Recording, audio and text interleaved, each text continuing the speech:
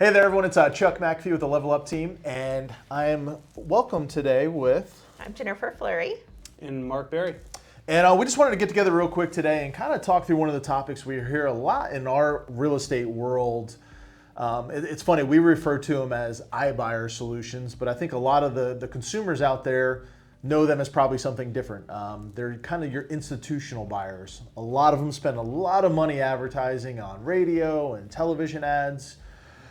With kind of instant offers or guaranteed offers or cash offers, quick closings, whatever they may be. Us in the industry kind of refer to it as an iBuyer. We're kind of joking, like, what does the I actually stand for? I honestly don't know whether it's an instant buyer, institutional buyer, internet buyer. At the end of the day, it's an option for folks. And a lot of folks, it's a very valid option. But I think there's some alternatives out there. And we just wanted to come to you today and kind of hear kind of some of the pros and cons. There's no shame on those institutions. They're very successful and there's a need for that, I think. All we want to do is continue to provide just education to our clients, be a resource, and just kind of give you the quick and dirty what we think are some options out there. So we're going to talk a little bit about what we call the iBuyers or the institutional buyers out there. So we come across it a lot, obviously, guys. There's a lot of listings out there right now that are represented through these institutional sellers that have purchased properties from people, typically off market. And quick, what do you think is some of maybe the pros from a seller to entertain this? Mark, I'll let you go first. Sure. I think a lot of the things that I'm hearing are the advantages of those products and services of, the quick buy is just the convenience factor. So they'll offer what seems to be market value or a really good price, and they'll allow you to stay there for an extended amount of time, 6 months up to a year sometimes I've heard. But when you start to kind of go through some of that language in their contracts. Yeah, we'll get there on some of the other stuff. But so kind of convenience piece is kind of... Yeah, the convenience piece of it. Anything else that you're hearing on your side? You don't have to do showings. No people Right. don't want to have their house ready for showings. And most of them are purchasing them as is. There's stipulation with that as is, but they present it that way.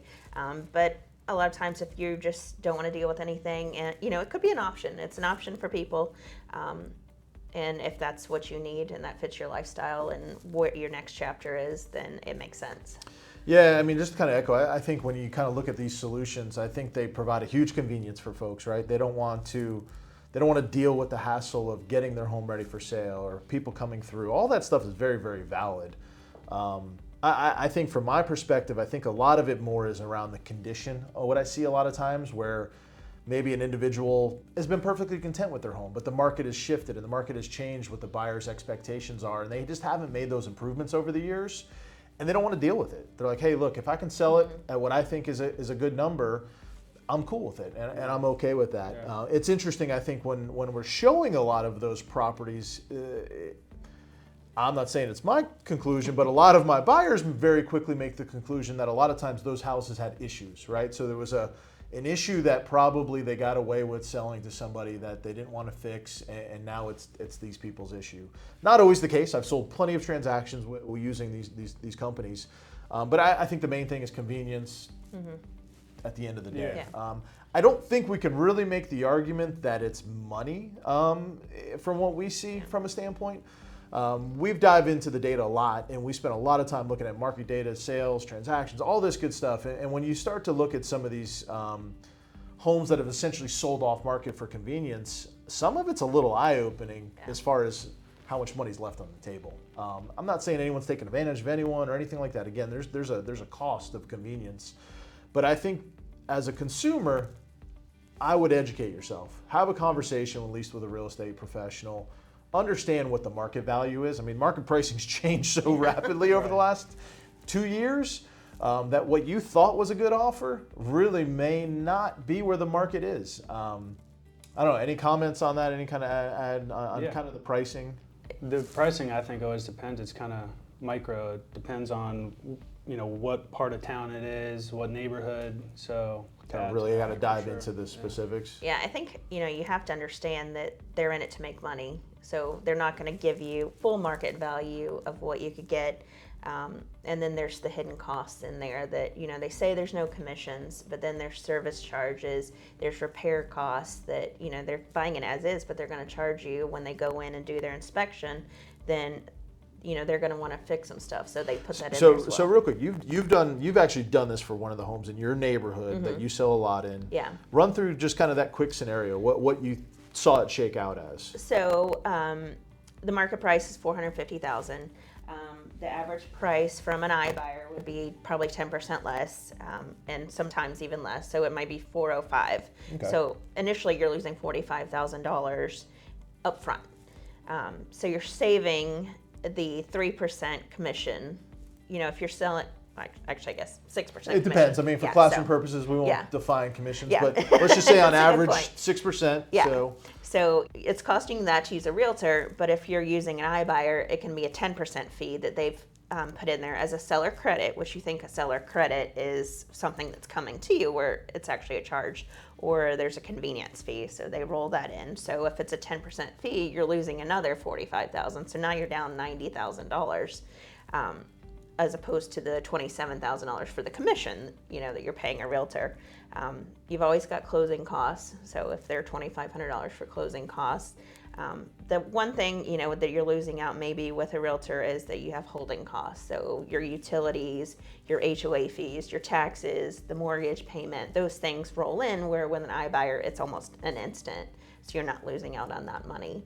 And so, in my neighborhood at a $450,000 price, the seller lost about $51,000.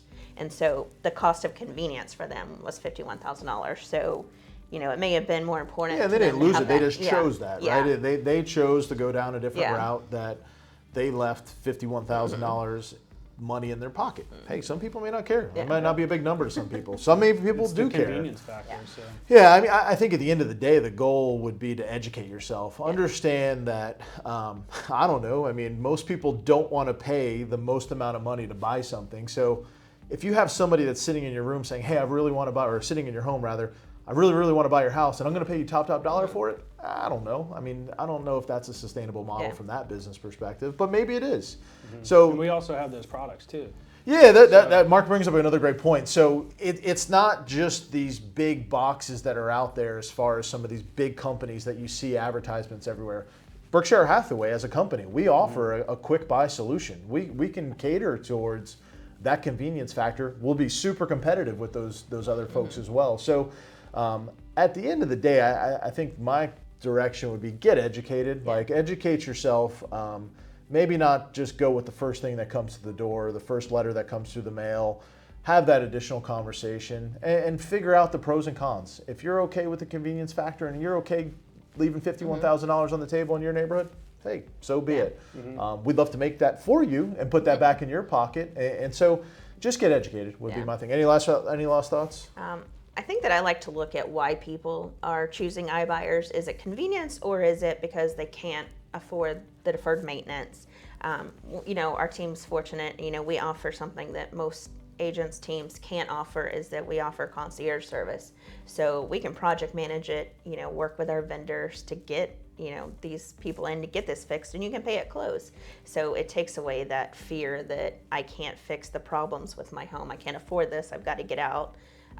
And so that's just something we're willing to help out with, and not a lot of agents can do that. Yeah, that's a great point. We don't talk about it probably enough or utilize it enough. It is truly a service that we offer to our folks, that if you have to make those $30,000 worth of improvements, but maybe don't have the cash flow right now, or whatever it may be, let's have a conversation. We work with some awesome partners that will take care of the work for you, not collect any money until the actual transaction closes. So it's a great program that, again, we don't probably take advantage enough of.